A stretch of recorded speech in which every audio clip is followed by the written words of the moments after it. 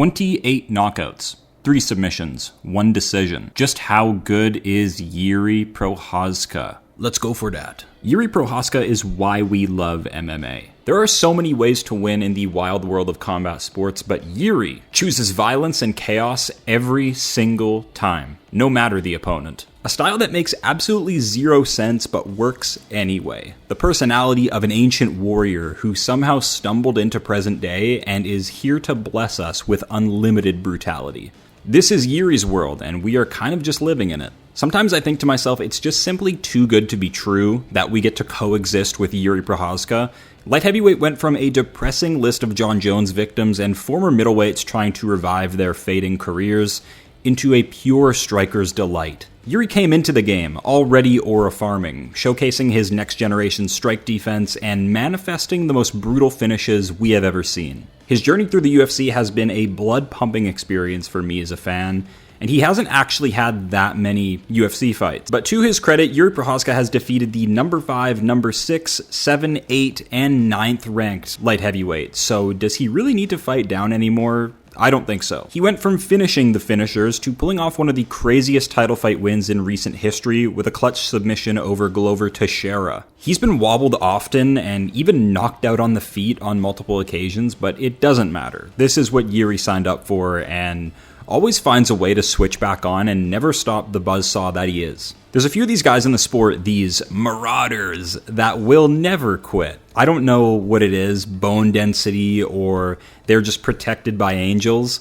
You can outpoint them or neutralize them on the ground, sure, but the problem is they never stop trying to kill you, so you're better off just trying to flatline them from round 1, as early as you can. Only the death touch of Alex Pereira was truly able to put a stop to Jiri's madness. That really puts into perspective just how savage they both are, and a level above the rest at light heavyweight. We knew Ankalaev was a fraud. Khalil is a bit of a choke artist, but Alberg might actually have the CKB blueprint, so I think Alex and Jiri should avoid him like the plague if they can. So yes, we're doing a Jiri deep dive. We've got a drunken master fight style on our hands here, and I make no guarantees that this video won't turn into pure glaze. He continues to prove me wrong and keep the sport insanely fun.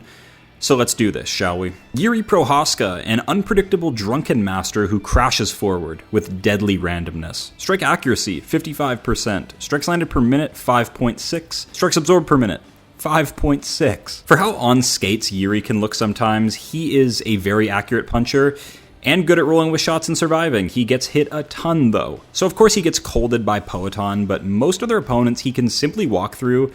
Even Khalil, like what? Takedown average 0.5, submission average 0.1. He got Old Man Glover with a clutch rear naked choke, so I don't think we should sleep on this stat just because it's low. It's much easier to land subs when you have just assaulted your opponent, and Jiri does a great job at being opportunistic. Takedown accuracy 60%, strike defense 46%, takedown defense 68%. A knockdown average of 0.8, and an average fight time of 11 minutes and 4 seconds. You can't evade Jiri. These heavy pressure madmen need to be slumped out as soon as possible. Jiri makes it even more tricky by being long and tall with an 80-inch reach and is primarily a headhunter. He does target the body very well with really punishing front kicks, but dude is a headhunter, man. Look at this stat. He's just looking to chin his opponent the whole time, and for what it's worth, he is very, very accurate. Strengths: unpredictable movement, creative striking, forward pressure. Jiri wins by being Jiri, a whirling dervish of hard-to-predict punches and brutally creative fight enders, like the Reyes elbow or the Glover sub. Weaknesses: clumsy, punch magnet. Being over-aggressive is the best way to become a well-known punch magnet, a knuckle sandwich connoisseur, if you will, but Jiri's got a good chin, except when he fights Poatan, obviously. Best performance: Jamal Hill. This was a blockbuster feature fight of UFC 311. Jiri's samurai aura was wavering after his Pereira loss, and he needed to bounce back big. He took on the chaotic neutral jelly belly of Jamal Hill, who was in desperate need of a stock increase. At the time, we knew Hill had a bit of the death touch going into this fight. He was going to have to bring out all the tools, though, if he was going to deal with a guy like Jiri. The two went back and forth with their shots, but Jiri would swing rounds his way with mini knockdowns. Not the one-hitter quitters that he's known for, but enough to keep Hill down on the cards and fearing for his life. This fight was pure gold. The two just sank into the pocket and let loose with exchanges, but Jiri hit the matrix on Jamal and clapped back with such a nasty counter shot in the third round. Jiri settled into this beautiful flow state, landing at 74% accuracy. Legendary stuff. Jiri pounced and turned into the barbarian we all know and love, and closed the show. Sucks for Hill, but we gotta give him props for really being about that life and fucking around and finding out with both Pereira and Jiri Prochazka. That takes serious balls. But light heavyweight is now a pure striker's delight, and it's sink or swim these days. That earned Jiri yet another performance bonus. My man's pockets continue to swell as he dishes out unbelievable amounts of brain damage. Most fun, the live execution of Dom Reyes. Jiri's always had this innate ability to be so down to die and such a massive risk taker.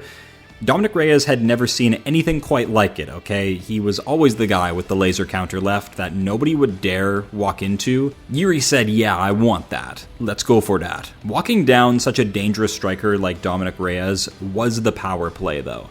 Put him into a spot where he's operating from a position of weakness from the get-go.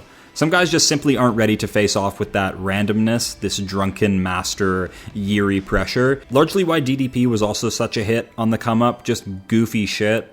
Just completely going off the script, off the book, and like creating your own martial arts. As long as you have the fundamentals and the physicality, you can afford to be a bit goofy. Hard to prepare for, but even harder to execute against. Jiri backs up these chaotic tard charges with some sneaky good fundamentals hidden underneath it all. These flurries where he just bolts into range and lights Reyes up exclusively to the body to gas him out. Like, Jiri's ability to adapt on the fly is incredible to watch. He never shows up looking stagnant or the same as he did last time. This sneaky power jab that he landed effortlessly, and it dazed Reyes like a right hand would. He hides his hands down by his dick and then just flicks up this jab, and it's concussive, man. The two went to the ground and Jiri was wobbled by an up kick. Of course he would. That just seems like some crazy shit Jiri would do. Nearly got KO'd by an up kick. Both get up to their feet and Jiri continues pressuring and sets Dom up for a spinning elbow right on the tip of the chin. Fucking disgusting finish. It's up there with the most brutal finishes in MMA history. This spinning elbow probably ranks among the most brutal when we really break them all down, just considering the amount of damage that was inflicted on Reyes in this moment. We're seeing the spinning elbow get more and more popular these days as an effective counter to really shut down these marauders. Like, I feel like a spinning elbow could be a weapon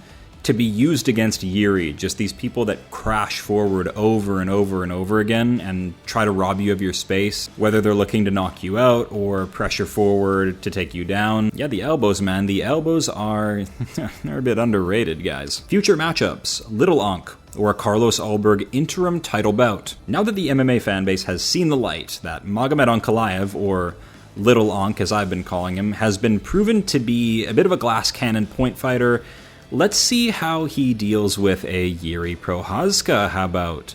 No safe bounce back. I want more sweet violence. Like, Ali Abdelaziz, you dug this man's grave. Ankalaev is still stinking up this top 5 even after his loss, and if there's one fighter who will force fun out of him, or just straight up stretcher your ass, it's Jiri. I know Ankalaev was just trying to promote the Pereira build-up, but how about another dose of humble pie?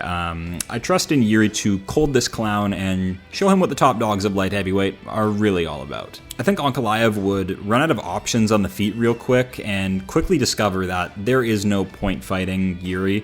Just not going to happen.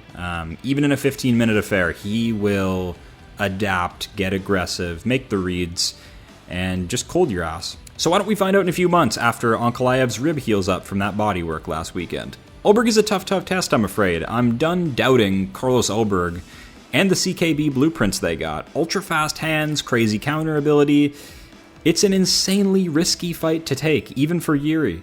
Ulberg sort of learned his lesson in his debut, getting too aggressive, and the shame he must live with being KO'd by Kennedy and Zechikwu has turned him into a very, very smart fighter. But I still want to see it. Both guys should roll the dice because no other fights make sense for them, really. Whoever gets the win, that's a great feather in the cap moving forward. And these are two guys that don't waste their prime. You know, they roll the dice, they pick up the phone, they're active. This isn't lightweight, you know, where you don't have to wait out and beg for the champion. So yeah, these guys, they roll the dice, they get violent. But yeah, I do think it's a risky fight for Jiri. I think every fight is risky for Jiri, and he just proves me wrong, so maybe I should just shut my mouth and wait until it's here and then analyze it. But Ahlberg doesn't mess around. He has a great blitz. His hands are crispy. He's fast. He's evasive. So that one will be interesting. I would love to see Jiri just drunken master all over Carlos Ahlberg and knock him out. We're in a spot with Jiri right now where he's beat a lot of ranked guys. I believe he's beat 5 or 6 ranked opponents, so it feels weird for him to have to even fight down. But you could make this an interim title bout and it would look a lot more legit. They would have a physical belt on them, while Alex does his own thing and goes up to heavyweight. Maybe he's busy fighting Aspinall, maybe he's busy fighting John Jones, who knows. But in the meantime, this will keep 205 interesting. Both of these guys have done a ton of great work. Jiri with the incredible brutality, and Ahlberg with the win streak of 9, which is, getting close to record breaking, so Ahlberg deserves his shot as well. But what do you guys think? Maybe they'll go with Little Unk or the Black Jag. Who's it going to be, guys? Let me know in the comments. Let's go for that. As always, thank you guys for watching. Drop your favorite Jiri moment down below. I am coming!